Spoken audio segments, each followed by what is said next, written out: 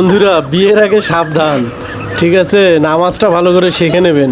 বিয়ের আগে যদি না পারেন, লজ্জায় আর মুখ দেখাইতে পারবেন না। দেখেন এখানে কি করতেছে। সত্যি বিষয়টা যে কতটা লজ্জার, এই ছেলে যে কতটা লজ্জার মধ্যে পড়ে গেছে।